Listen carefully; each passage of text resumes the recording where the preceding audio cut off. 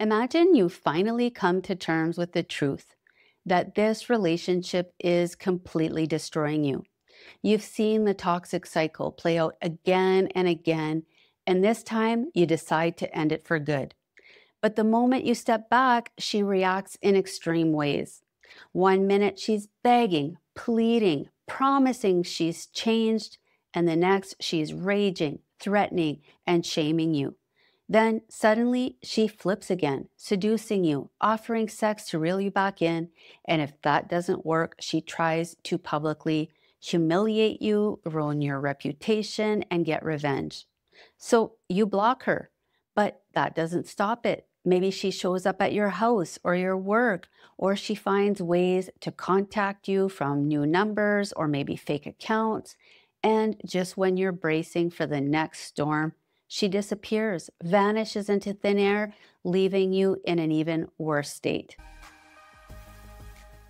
I'm Lise Leblanc, therapist, author, and life coach, and in this final video of this series, I'm talking about the 2 last signs that will help you identify whether a woman has both borderline and narcissistic personality disorder concurrently. And at the end of this video, I'll tell you what happened to my client, the one who finally realized that this is exactly what he was dealing with. Now, don't worry if you missed parts 1 and 2. They are linked in the description section below. And if you want to go even deeper into the psychology of all of this, I posted an extended video inside my private members area where I cover 7 subconscious hooks that make it feel impossible to leave this type of relationship. Okay, so the next sign that a woman likely has both borderline and narcissistic personality disorder is what I call the double distortion trap. So when a woman has borderline personality disorder only, her emotions distort reality. Her feelings become facts. One minute she sees you as perfect, the love of her life, and the next she sees you as the enemy, certain that you've betrayed her. Not because of what you've actually done, but because her emotional state has completely changed. When she's flooded with fear, shame, or anger, her perceptions twist to match those feelings. So a neutral comment from you might sound like rejection to her. A request for space or a boundary might feel like abandonment. And in those moments, she's not faking it or trying to manipulate you. She truly believes what she feels. And both sides of her, the loving and the raging side, are equally real. And when the emotional storm passes, her nervous system settles down, she goes back to baseline, and her perception often shifts again. She can suddenly see how extreme she was behaving, and she feels remorse, and she wants to repair things. She might apologize, send a heartfelt message, or do kind things to try to make it up to you. The problem is her emotional truth changes with her mood, and until she learns to regulate her emotions effectively, the cycle keeps repeating. Now, when it's narcissism only, the distortion doesn't come from emotions, it comes from ego. Her pride and self-image shape her perception of reality. Instead of it being ruled by feelings, she is ruled by the need to be right, admired, and in control. Anything that threatens her image or her sense of control is intolerable. So she twists the story to protect herself. Conversations are circular, blame gets deflected, and inconvenient truths get denied. And after the blow-up, there's no remorse, no accountability, no genuine reflection. She won't apologize. She'll either act like nothing happened or insist that you're to blame. The silence, the coldness, the sudden reset is about control and image preservation. One's reality is hijacked by feelings, the other by ego. But when borderline and narcissism combine, you get both distortions at once. And that's what makes it so confusing. The borderline side floods with emotion, creating a false perception, misinterpreting your tone, your intentions, your behavior, your boundaries. But then when the storm passes, instead of calming down and seeing things clearly, The narcissistic side steps in to defend the distortion. She can't face the shame of being wrong, so she locks the false belief, that false interpretation in place, and convinces herself, and often others, that it's true. What started out as emotional misperception now becomes ego protection. The feeling turns into proof, and the narcissistic defenses cements it as though it were reality. The story solidifies in her mind, and from there it gets weaponized to avoid shame, deflect blame, and recruit others into seeing you as the villain while she plays the wounded victim. The last sign is the false hope trap. With borderline personality disorder only, there can actually be real hope. Women with BPD often know something is wrong. They may feel deeply shameful about their outbursts, regret how they hurt people, and genuinely want to change and get better. Many will openly admit that they have a serious mental illness. They might seek therapy, research their diagnosis, and commit to treatment. And when they fully engage in the right kind of treatment, especially dialectical behavior therapy, real lasting change is possible. They can learn to regulate their emotions, communicate more effectively, and build more stable relationships. So when you see that willingness to heal and you see those steps towards change, it's not false hope, but it will take time, consistent effort, and a lasting commitment. With narcissism only, I hate to say it, but there is very little hope.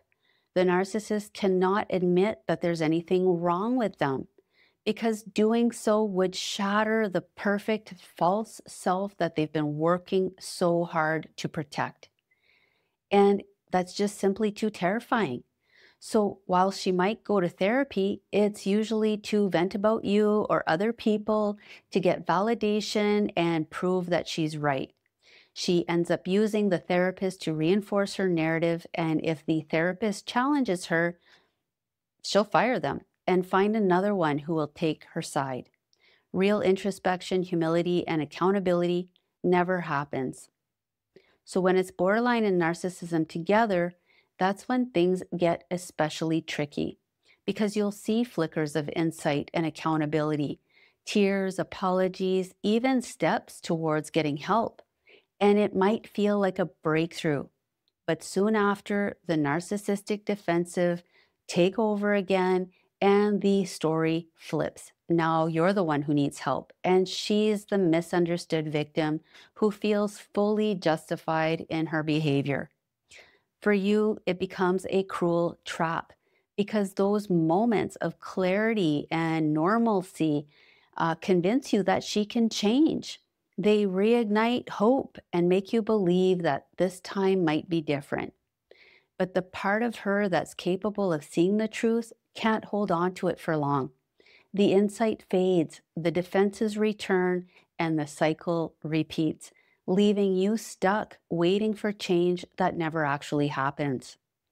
And this brings me back to the client I've been telling you about throughout this series.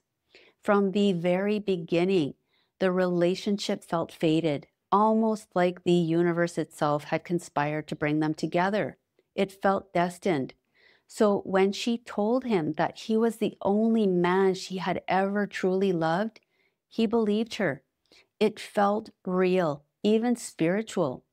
But it didn't stay that way. Before long, he went from being the hero to being the villain.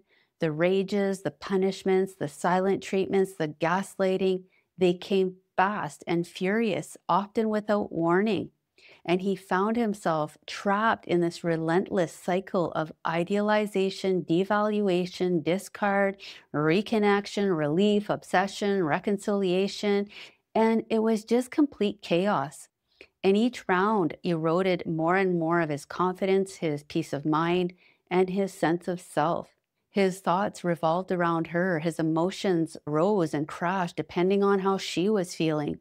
His nervous system never got a break, and he hit a wall. And at first he thought she might be a covert narcissist. The behavior fit. There was gaslighting, blame shifting, emotional cruelty. But then there was other things, the tears, the frantic apologies, the fear of abandonment, the desperate need to reconnect after a fight, the idealization. And that didn't seem to line up very well with narcissism alone. So he started to wonder if she might have borderline personality disorder. But that didn't truly fit either because it wasn't just the emotional instability. She was also deeply entitled and obsessed with control.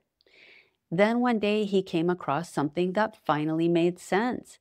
And it was the overlap or co occurrence between borderline and narcissistic personality disorder. And that was like finding the missing puzzle piece. And that's when it hit him. This wasn't something that was going to change. And this realization broke his heart, but it also set him free. He made the decision to leave, and this time to never go back no matter what. And I won't sugarcoat it because the first few weeks nearly broke him. He couldn't eat, couldn't sleep, couldn't focus. One minute he was furious at her, the next he was furious at himself for ignoring all the red flags and staying for so long. And even after weeks of suffering in this no contact, he was still checking his phone constantly, hoping for a message from her and dreading one at the same time. And that's the grip of the trauma bond. It convinces you that leaving will destroy you when the truth is staying is what destroys you. But even through all the suffering, he stayed no contact. He didn't chase closure.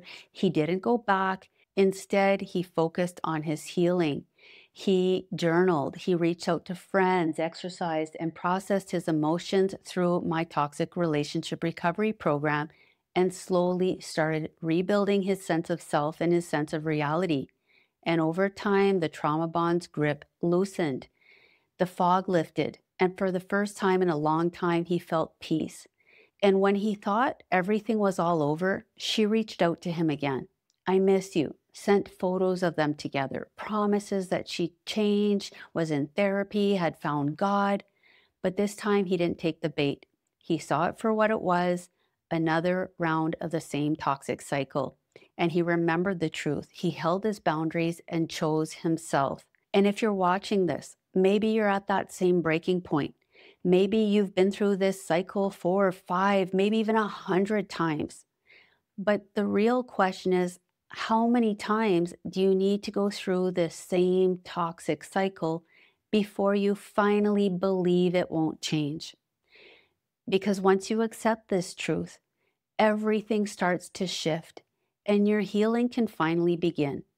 So if you're ready to start your healing process, consider reaching out to a trauma-informed therapist in your area, or check out my toxic relationship recovery program, where I'll guide you step by step through the same process my clients use to break free and rebuild their lives.